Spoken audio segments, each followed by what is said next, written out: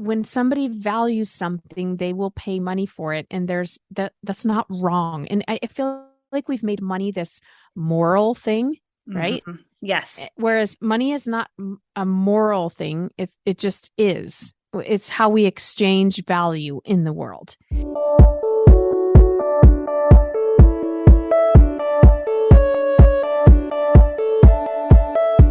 So you want to make an impact. You're thinking about starting a business, sharing your voice. How do women do it that handle motherhood, family, and still chase after those dreams? Well, listen each week as we dive into the stories of women who know. This is Call Me CEO.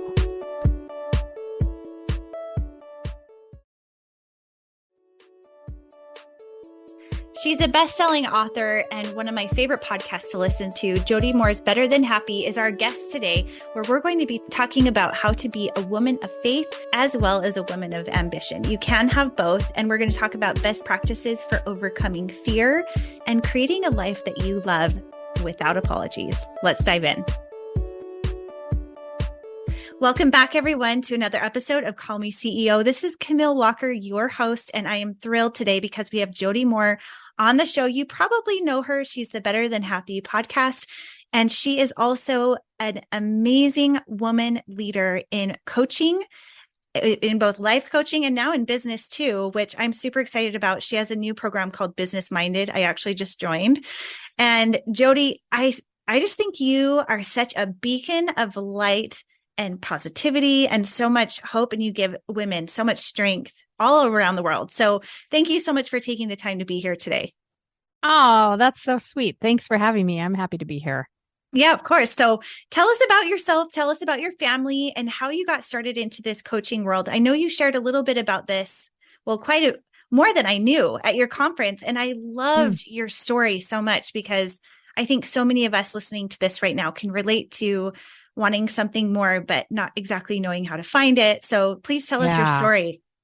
Okay. Well, I worked in corporate for the first 7 or 8 years of my marriage. I kind of thought I always wanted to be a mom, and I thought I would be a stay-at-home mom. But as life went on, I actually enjoyed working more than I thought I would, and it seemed like our family needed the income, and so I worked traditional route in corporate. I never wanted to be an entrepreneur until I got let go from my corporate job, and things were transitioning. It was sort of my husband was making pretty good money. It sort of felt like, wait, maybe I don't need, quote unquote, need to work.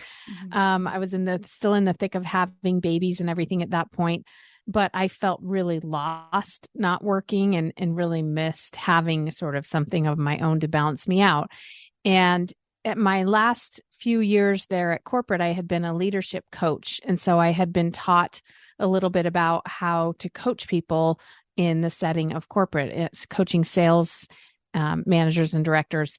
And I fell in love so much with being a coach that I ended up going through the life coach school, just sort of not sure what I was doing. And that just felt like a next right move for me. At that program that I went through at the life coach school, Brooke taught us just a tiny little bit about online business at the end. And I just sort of like something clicked in that, like, honestly, it was maybe 2 hours, maybe 3 hours. She talked about it. I saw how it worked and I got really excited about it. And so because my love of coaching was so strong, and I will say too, that when I went through the life coach school, I realized these tools that I've learned for coaching in corporate are really awesome in corporate, but were helping me so much more in my personal life with being a mother, being a wife, and just a woman in the world. I was getting way more traction from them there. So I felt really called to help those women who were in the thick of raising kids, maybe members of my faith, who I knew weren't going to leadership trainings and seminars and getting all this great personal development. So that's long story long. That's how I got into coaching. Well, I love it because I think that you're right. A lot of us who our aspiration is our ambition is to be a mother. We want to be moms. Yeah. And then for some of us, not everyone, because everyone's different, but for some of us, we're like, gosh, I really want more to feel like I'm a full a full being or a full, fulfillment of what it is that I have to share. And so I love that you say that quote, like, I needed to. It was more of like, I discovered that I wanted to. And I think that it can be a huge leap of faith, especially for women of faith, because we're told, it's one or the other and you have to choose. And I think that now more than ever, because of online and like working remote and starting your own business, or even being out in an office somewhere, there are so many more options. Have you found that to be true as well? Oh, definitely. It's a whole different world today. But I will say this too. I think that,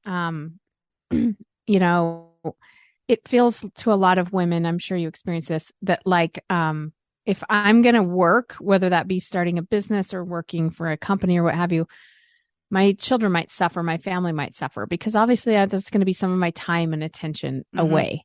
Yeah. And I had to come to terms with the fact that if I didn't let myself fulfill some of my own needs by working, then my family's going to suffer. And so either way, they're going to suffer a little bit. Either I'm going to go crazy because, and this isn't true for everyone, but like you said, for me, and sounds like for you, I was like, I got to have something of my own that I'm working on, that I focus on, that is just me, that gets my head on something else, that where I can be strategic and all of those things. So if I don't do that, my mental emotional health is going to suffer.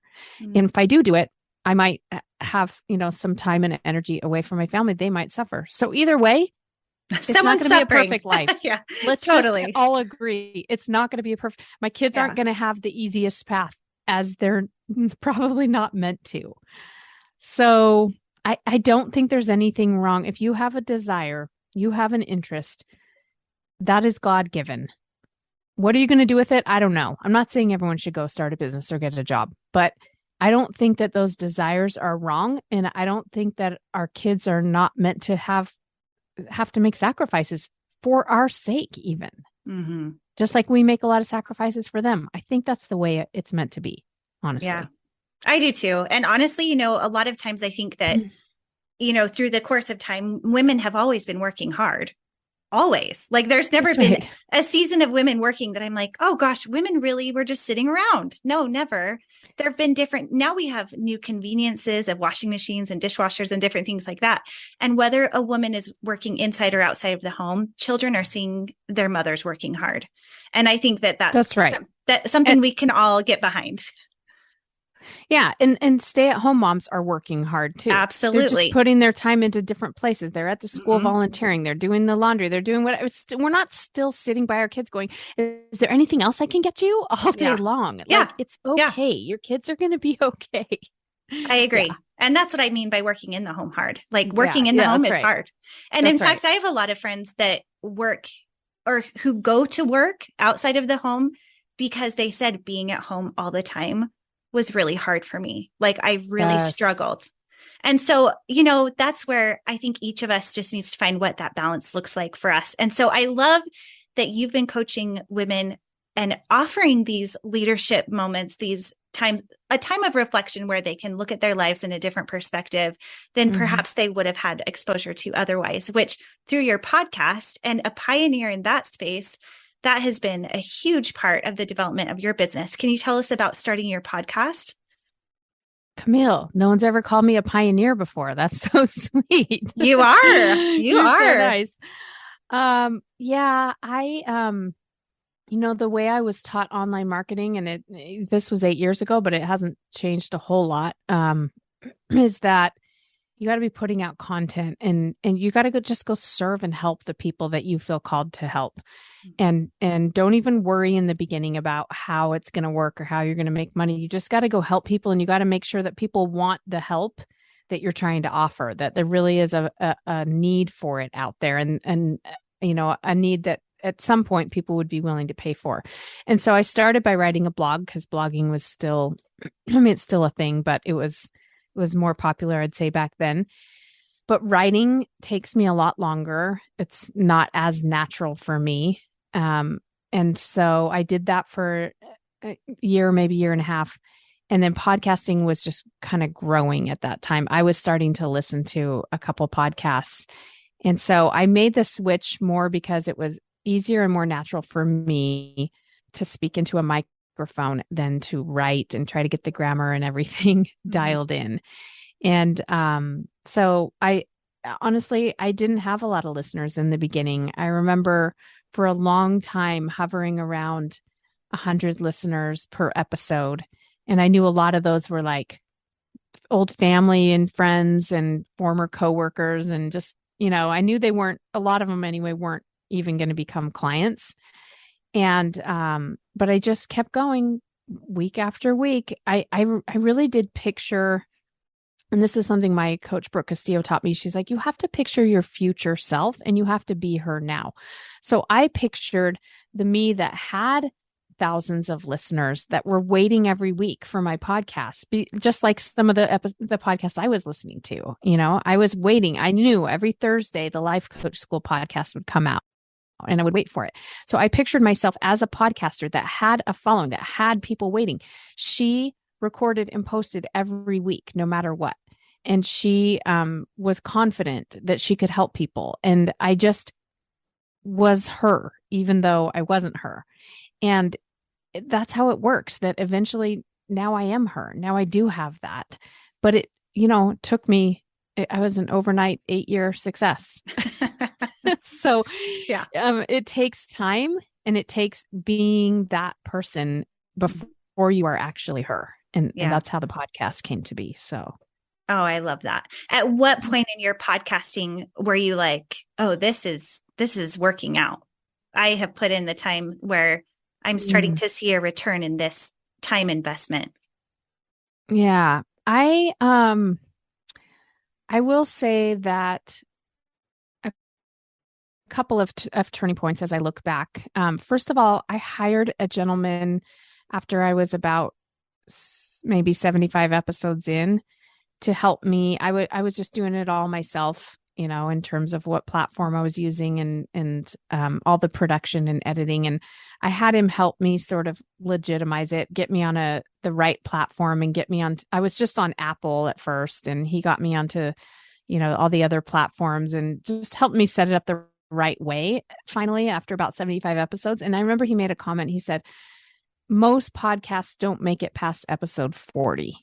And when he said don't make it, what he meant was people quit. Yeah. 40 episodes, he said, is kind of a turning point. If you make it past 40, then you're probably going to stay in it, for whatever your goals are. So I remember thinking, okay, well, I've almost doubled that. So I must be doing something right. I also, Dr. Jennifer Finlayson-Fife was gracious enough to come on my show right around, I want to say episode 62, somewhere in the low 60s. And she shared it with her audience. And that really gave me a significant bump. That's when I went from like 100 to 200 followers to maybe doubling, like within not very much time. And then things just kept growing from there. We get about 500,000 downloads a month now. Wow. But I'm so grateful to her for being willing to take the time and come on my little show and then share it with her audience. And then, of course, I was getting clients from the podcast, which was always my intention, was to serve people and to get clients, and clients were coming. And so I knew it was working. Oh, that's amazing. Well, thank you for being on my show. I feel like that's this moment. You're so great. So I'm curious, one thing I saw you talking about the other day was this idea that when you have a service or you have a business or you have something that you're wanting to offer, but you're afraid to show up and to sell the thing or to talk about the thing. And I feel like that's such a common struggle for people that I am coaching or businesses I'm helping or just women individually. And I loved what you shared about the mindset of that. And I would love for you to share that with us, with the audience. Yes. This is like a really fun shortcut that works so well. Anytime. Sometimes I'm afraid to go give a talk in front of people, or I'm afraid, like you said, we're afraid to post content or what have you. Fear, that type of fear anyway, is an indicator that I'm focused on myself. So I remember going and giving a talk to a youth group, like a youth conference they asked me to come and speak at, and being really nervous because youth are a tough crowd. I think they don't already love me going into it. And I don't consider myself to be the best at reaching youth. So I was kind of nervous. And I remember realizing, oh, I'm thinking about myself again. Mm-hmm. I'm thinking about, what are they going to think of me? Do they think I don't know what I'm talking about? Are they going to listen? Are they whatever? How are they going to judge me? And when I realized that, I just shift my focus to them instead. So I just tell myself something like, what if there's one maybe young lady in the audience who is going to take something away from what you say, and it's going to help her in some way? Then is it worth it? Are you willing to be judged by all the rest of them? If there's one youth that goes home and something lands for her, or the spirit reaches her, or however you want to think about it, if it makes a difference for one, okay, then I'm in. And so as soon as I start thinking about them, if I'm putting out content, I think about my audience, the people I'm trying to help. Somebody needs your help. Can you get yourself out of the way and go help them? That is the fastest way out of fear for me, is to stop thinking about myself and start thinking about the people I'm serving. I love that. Thinking about the one. I actually just went to a high school reunion this week, and I know of a lot of my friends who didn't come. Because again, that fear of, what are people are going to think of me? Am I going to say the right thing? Is it going to be dumb? And I actually just talked about that on my stories yesterday, saying, if you're thinking about them or how you can serve them, or showing real genuine interest in them, then it flips the script on, it's not about you. And it doesn't. And that's where I feel like true happiness is, where you can like turn outward and not be so critical of yourself. Well, that's such a good example too, because we can go to the high school reunion or go to church or wherever we're going thinking, are they going to be nice to me? Are they going to judge me? Are they going to acknowledge me? Or are they going to say the right thing to me? You'll always feel insecure and in fear. And you can flip it, like you said, to who's going to be at this high school reunion that's feeling a little insecure, that I can lift up a little bit, that I can make feel better, that I can acknowledge, that I can make feel seen and heard. Who at church today needs me to smile at them and ask how they're doing? It's so freeing when you just direct your brain that way, and empowering. It's so much more fun. Yeah, I agree with that. What is one thing that you get asked about a lot with, now that you're speaking a little bit more to business entrepreneurs? What is a major hang up that you are helping people through in the process of, maybe, I know you speak a lot to life coaches in particular, but all businesses in general. What is a major hang up that you help people through a lot? Hey, it's Camille here. If you are looking for ways to explore how to grow your business online, you need a virtual assistant. I promise you, there are only so many hours in the day, and you can only make your business grow when you are willing to invest in helping other people with the little bits of the business that you don't want to spend the time doing. Hiring a virtual assistant is an amazing way for you to create space in your day for your family and for you and for your business to grow. If you are looking for a special call or help with that, please reach out to me at callmeceopodcast@gmail.com, or you can DM me at callmeceopodcast on Instagram. If you are also looking at building a business as a virtual assistant, I offer a course, 60 Days to VA, which I take people in on an individual basis after we have a discovery call to see if it's the right fit for you. This is something that is vetted, and I have amazing graduates that have come through and built a successful business that they love. So reach out to me. Let's set up a call, and I am cheering you on. I mean, you've hit it pretty on the head with the fear and the mom guilt. Those are big ones for a lot of people. The other thing I think that people have a lot of noise around is sales and money. So there's a lot of like, how can I be charging this person for this? Like, especially like you said, if I'm working with a coach, maybe I know coaches who coach people who are grieving the loss of a loved one, for example. And they'll say, how can I charge money for this person to help them through this grief process? It doesn't feel like I should be charging. And I always point out that by that rationale, we should be charging the most if we're harming someone, on a scale down to like free if it's really helpful, like there was a death in your family. Like that makes no sense at all. Mm. Like money is just the way we operate in the world, right? I love Grant Baldwin, who teaches speaking, always says, you don't have to charge unless you want to eat and live indoors. You're going to need to make some money, right? And the truth is, like, people will pay for what they value. And we're not trying to take it.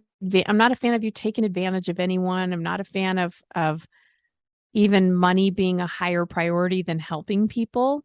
But when somebody values something, they will pay money for it. And that's not wrong. And I feel like we've made money this moral thing, right? Mm-hmm. Yes. Whereas money is not a moral thing. It just is. It's how we exchange value in the world. And I don't know. I find that people need a lot of thought work and a lot of coaching around money, which leads into sales, like I was talking about too. One of the reasons I'm so successful, I think, is because I'm so good at sales. I have lots of experience in sales, and I've sold all kinds of things throughout my career and my life. And I even trained salespeople at one point. And I'm so clean in my head about sales. I don't feel bad selling people on what I offer because I know I'm not selling me, and I'm not even selling my program. I'm selling you on yourself. And I will sell you hard on yourself if I think that I can help you achieve what you want to. If I'm talking to, let's say, a business owner, I'm not afraid to sell you hard on the fact that I know you can do this, that you have the potential, and that I can guide you. Let's go. If I don't think that's true, I'm not going to sell you. But it goes back to what we were saying earlier, that when you clean your head up around sales, you're not selling yourself, you're not selling your program, you're selling your client. People don't believe they are capable of the change that they want to make. And so it's my job to coach you to see that you are capable of it. And if you don't, that's okay too. I love you just as much, whether you buy or not, or whether you make the change or not. But I know you're capable of it. Let's go. So anyway, that's a fun area for me to coach on too. Yes. Oh, I can see how that is so needed. And it's so fun that you quoted Grant Baldwin. I actually interviewed him today. Oh, you did? Yeah, like 2 hours ago. Oh my goodness. What are the odds of that? I don't know. But when you said That's him, I'm crazy. like, that's so funny. Yeah, he's awesome. Yeah, I don't know him, but I've just listened to his podcast off and on over the years, and I really like him. He seems like a good guy. Yeah. Oh, that's awesome. Yeah. I think that idea of selling someone on themselves, like buying into themselves and believing in themselves, that is such a clever way of flipping the script, because I think so often we get wrapped up in, oh, but am I enough? And is this program enough? And is it going to give them enough value and all of those things? Do you feel like there is a pathway to finding that confidence in helping someone else believe in themselves? I mean, I guess that's where life coaching comes into sales. And that's something that you have in spades. I mean, you have the perfect trail blazed before you of how you've worked hard to achieve that skill. So if someone's listening to that right now and thinking, okay, I want to feel more confident in helping someone to believe in themselves or to know that this product will help them, what do you think some good tools are for finding that way? Well, first of all, it's just practice. Just go do it. Like, be bad at it at first. Go try to sell your stuff and know that it's going to take some practice and some time. But the other thing that helped me a lot is I used to sell, like, I worked for the University of Phoenix. And so I sold college degree programs to adults who were working and had families, and they wanted to get their degree. They weren't going to be able to do it a traditional school way. And that's a scary step because it's a financial investment, a time investment. People are scared to take that step. So I was constantly trying to sell them on themselves, right? And and then they would be in school for anywhere from 2 to 4 years, right, before they would graduate. But after doing that job for a while, I had people at graduation come up to me and say, thank you for pushing me, because I never would have started if you hadn't gotten kind of tough with me. Sometimes I'd have to get tough and say things like, I know you think you're working on getting your degree because you talk to me every month. You probably tell people, oh yeah, I have a counselor at the school. I'm going to go back to school. And they're like, but you're not any closer until you get into class and start earning some credits. So when you get people at the end come and say, thank you for telling me the truth, what I needed to hear. Thank you for pushing me. I never had anybody say, I wish I would have waited longer. I only had people say, I wish I would have started sooner. So when you experience that a few times and you realize like, okay, I am doing them a disservice by not telling them the truth. I'm not trying to, you have to keep your head in the right place. It can't be because I need a client, I need a customer, I need the money. We got to clean that up through coaching if that's where your head is at. But if you're genuinely like, listen, you're going to regret this if you don't get started now. You're going to look back and go, I wish I would have done it sooner. And when your head's in that place, you can say tough things to people out of love. And some of them still get offended. I won't lie. But when you know you're doing it for the right reason, I'm okay with it. I'm willing. And that's part of coaching too, right? Like my job is to tell people the truth. And we don't always want to hear the truth, but I'll do it. I'll be the bad guy. No, I think that's a perfect distinction of having your own mind right so that you're like, yeah, this is something I know that's going to help you. Are you ready or not? And that's something that you can ask those questions, those hard questions. So I'm going to flip this a little bit because we are talking about mothers of faith and also of ambition. Yeah. What have been some of your tools for achieving success and keeping a balance in your home? Now, of course, this is a moving target. We all know, but what are some practices that you've employed in your own life to find a healthy balance for you? I choose my working hours very intentionally, I should say, and then I stick to them. And that's been important for me. Like I said, in the beginning, I said, I want to work 3 days a week because I want to have 2 weekdays and the weekend. So 4 days when I'm just available to my kids and with my kids. This is when I had a couple in school and a couple at home. And even those 3 days I worked, it was the hours that my older kids were in school because I wanted to still be with my kids. And now that all 4 of them are in school, I work a 5-day work, well, more like a 4-day work week. But again, the hours that they're in school from when I take them to the bus until when the littlest ones get home, and then I'm done working. And that's just what I choose. But here's the thing. A lot of people say they're going to work those hours. And then when it's time to work, they don't feel like working. They get distracted with doing the dishes. They go to lunch with their girlfriends, whatever. And you can do any of that you want to, but I just recommend you choose it intentionally. So that's why when I laughed and said 4 days, it's because I decided over the summer, I want to have Thursdays off. I want to have one day to just not have work scheduled. I might sneak some work in if I don't have anything, but I want a free day. So I choose it intentionally. That means when it's a work day, I work. If my girlfriends call and say, can you go to yoga? I look at my calendar and go, nope, I can't. I work that day. Just like if I had a job for a company. So many entrepreneurs don't honor their schedule. And if you don't honor your schedule, you're going to always feel like you're behind at work. And then when you're working, you're going to feel like you're behind at home. But if you choose, whether that's one day, maybe it's 5 hours a week, maybe it's 2 hours a week, maybe it's whatever it is, choose it and then stick to what you've committed to. I honestly think that's made the biggest difference for me in the work-life balance. Yeah, I love that. I think that that's true of honoring your own set boundaries, because if you're not honoring them, who is going to? No one knows what those are and can't set them for you. So I think that's amazing advice. Are there any like scheduling tools that you like to use or systems that you've implemented that you feel like have been a game changer for keeping your boundaries in check?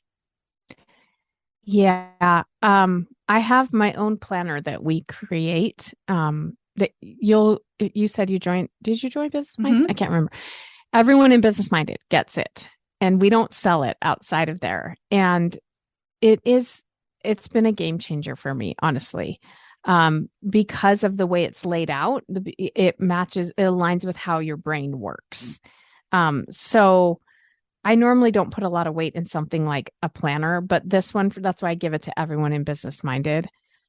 It has been a game changer. So whatever the system is, whatever you like, I would say stick to it. I know some of my colleagues and fellow coaches and teachers and mentors schedule things down to the last minute in terms of their workday.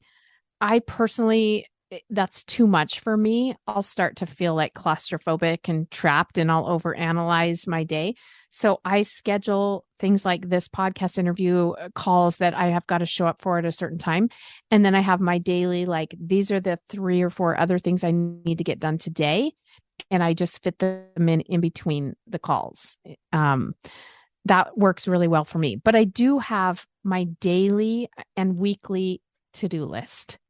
And everything gets filled in, and anything that's not going to fit goes to the next week, so that I'm not like, I feel like we have this ticker tape in our head as moms and entrepreneurs of all the things that we haven't done, that we're behind on, or that we should be doing, or that we forgot about doing. And that's such an emotional and mental energy drain that's partly why we're so exhausted and feel like we're behind. Mm-hmm. So having a place to capture it all is really a game changer, because when I'm done working, I don't think about work anymore. I don't think about, oh no, I forgot to do that thing, because it's all in my calendar. I know what day it's going to get done. Yeah. And is that something, do you like to do? Like for me, I will usually plan out the week and take a good look at it on Sundays, where I'm planning like meals for the week and like upcoming appointments and family obligations and different things like that. What do you like to do for that? Yes, I do it Monday morning. When it was just me running my business, I called it my meeting with myself. And I would map out, like you said, my week. And now that I have a little bit of a team, I meet with my assistant every Monday morning, and it's already planned, but we're just looking it over, filling in some to-do list items, making sure everything's going to fit. And so it's literally a meeting with yourself, or maybe with one other person. Maybe it's with your husband if it's family things, or with your kids. But I'm a big fan of one. And I'll tell you, I'm not a planner. I know some people are really good at planning and they love it, and that's not me. But I've learned that if I do that once a week, it's a game changer for the rest of my week.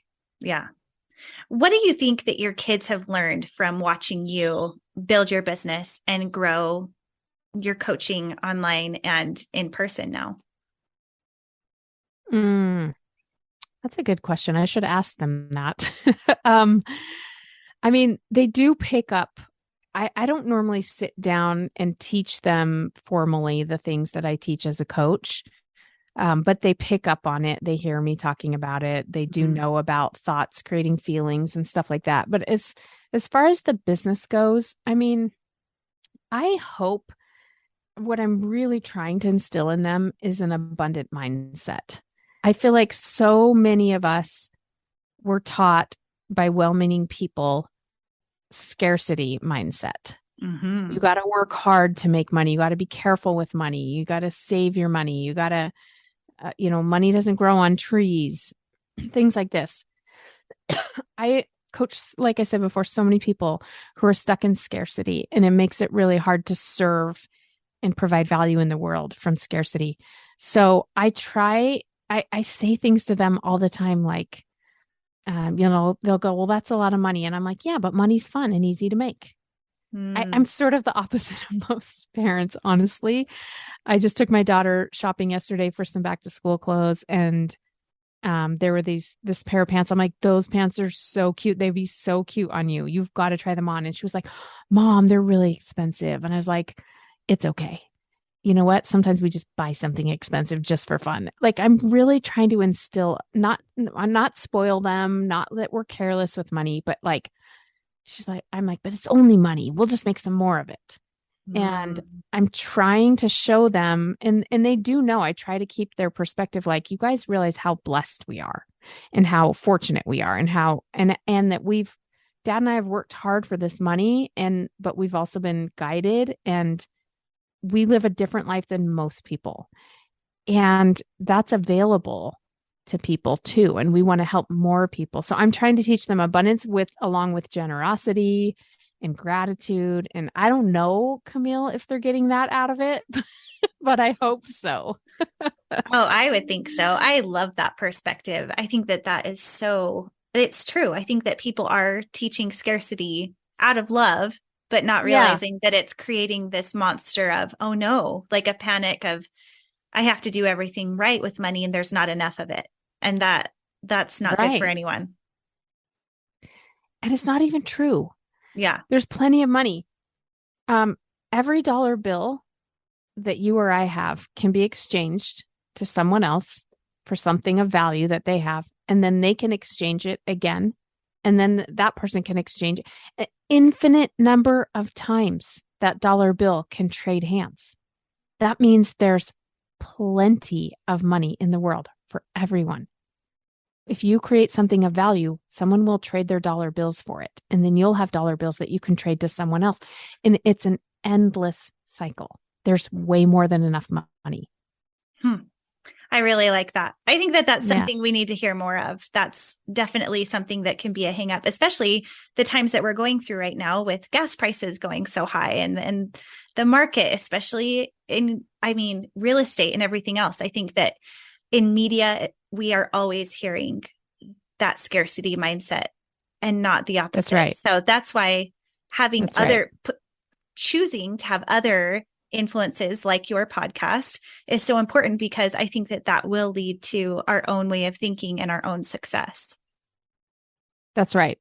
That's right. We have to counter. There's so much scarcity and fear messaging, and I'm just trying to counter that just a little bit. And I'm not suggesting that we bury our heads in the sand, and again, that we're not good stewards of our money and that we don't pay attention to the market or whatever. I just don't see an upside to the fear and worry and scarcity around it. Because in the end, even let's talk about the real estate market. Okay, so housing prices are really high and whatever. And okay, but I'm one person. If I'm trying to buy like hundreds of houses and that's my business strategy, then maybe that's going to impact me. But I'm one person, maybe going to buy one house or maybe sell one house. And even in a crazy market, I just need the right buyer at the right time or the right house in the right location, I just need one. It's so doable. And even in a really, level market, I can find the right house or not. So you got to be careful about taking what are like news is giving us overall global context and thinking that it applies to your individual life. It doesn't. You just need, it's like when I was single and dating, like, oh, there's no good guys around here. Well, I just need one. There's probably one. Yeah. You know what I mean? It's like, you got to be careful about what you're consuming, the news and stuff like that, because when you move into scarcity and fear, it never has an upside. It really doesn't. I love that. So anyway. One thing that I've noticed that you are exceptional at is creating community and a sense of belonging among people of varying beliefs and approaches to life and age. What do you think has been a tool in being able to achieve that? That's so nice of you to say. I don't consider myself exceptional at that, but I'll take it. I think that I'm very open-minded. I really am. I'm pretty comfortable around people with different values than me, different religions, different worldviews. I have my limits, of course, but I'm very open, like the life coach school where I was trained. I remember the training I went to, it was an in-person training. There were only like 20 of us in a classroom for 5 days with Brooke Castillo. And someone started using the F word on like the first day and everybody loved it. And so then it just fueled to where it was like every other word was the F word, like to the point that you're like, that's really necessary, And I don't love that. That's not really the way I talk and the way I live. But I can sift through that and find all the value that was still there. And it was still the most amazing experience. And all the amazing tools and everything. I'm pretty good at filtering out whatever I don't want and taking what I do want. So I think that when I'm able to do that, maybe it just sort of paves the way for other people to see how to do that. And that I just think we need to be less all or nothing about our thinking and less judgmental, that our way is the right way and the best way. And, it's one thing, like, if you feel that you're easily influenced or it's going to bring you down, then I'm all for you, like, not subjecting yourself to something like that. But I think I'm mentally pretty strong. And so I'm able to be solid in who I am and what I believe. And so I'm not afraid to learn from people that have different beliefs. And like I said, take what I want and leave what I don't. Yeah.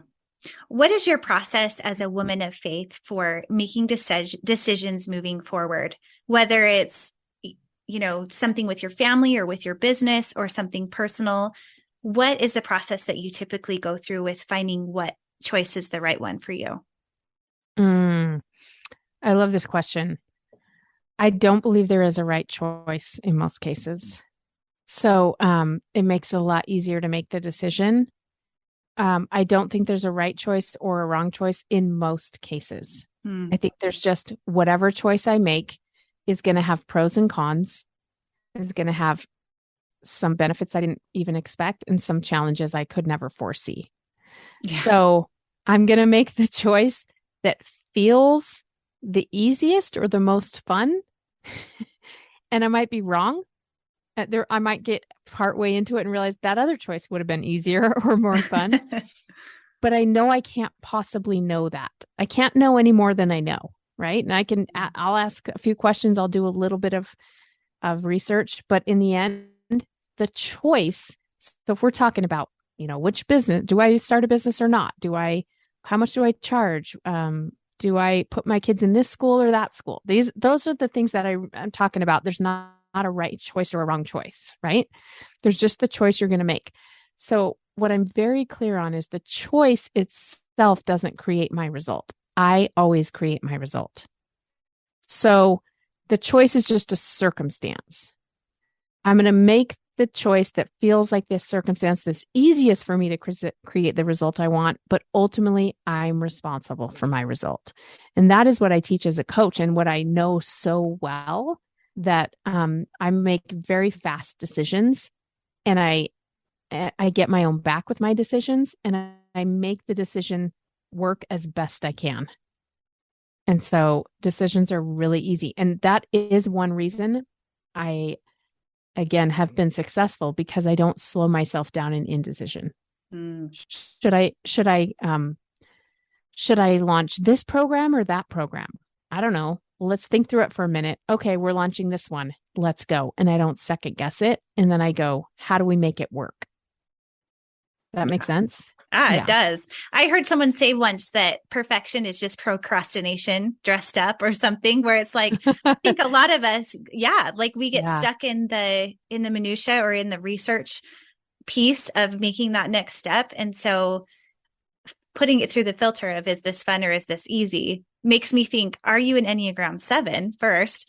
And I think that makes a lot of sense too, especially if it's something where, either case would have pros and cons. What is there to lose by moving forward? So I think that's a really good way to look at it. Yeah, because it's not going to work. That's what people say, right?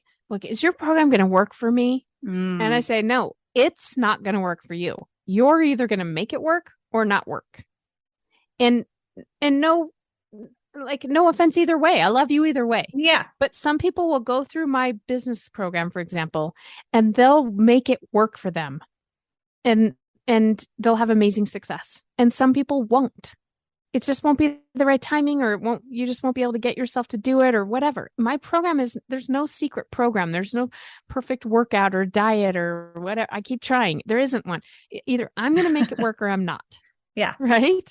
So when you know that, you don't have to research a program to death. You don't have to research a diet to death. Any diet out there will work. Any business program where you've had a handful of people try it and it worked, it will work. The question is, am I going to show up and work it or not? So then I don't need to research it to death. There's no perfect one. There's always going to be something I wish was a little different. I'm like this with like software we use in our business, for example. I'm like, no, we're going to do a little bit of research, a reasonable amount, and then we're just going to pick one and go because there's no perfect one. Right. You know what I'm saying? Yeah. Yeah. Wow. Well, I feel like we have been so richly fed today. You are obviously a wealth of knowledge. I could sit here and ask you questions all day long, but tell our audience where they can find you online to have resources to your podcast, your book, which I love the story of your book. You can do a little snapshot of that if you want to, and then also online. Oh, thank you so much. Yeah. My podcast and my book are both called Better Than Happy. So you can, if you like podcasts, or the book has a little bit more of a faith-based approach to it, if you like that. And they're both, anywhere that you can go to Amazon to get the book, or Deseret Book, or podcast is everywhere. And then my website, jodymoore.com, has a lot of resources if you want some free tools to help you either with the life coaching piece or the business piece. We've got lots there at jodymoore.com. Amazing. Well, thank you so much for being on the show today. It's been a pleasure. Yes. Thanks for having me, Camille. It's been very fun. You're welcome. Thank you so much for listening to this episode. If you found it helpful, please follow and subscribe wherever you are listening to this podcast, or share with a friend. Any share on social media is a huge help to us to help grow the show, as well as help other people to live a life that they love. Thank you so much for tuning in today, and we will see you next time. Hey CEOs, thank you so much for spending your time with me. If you found this episode inspiring or helpful, please let me know in a comment and a 5-star review. You could have the chance of being a featured review on an upcoming episode. Continue the conversation on Instagram at Call Me CEO Podcast. And remember, you are the boss.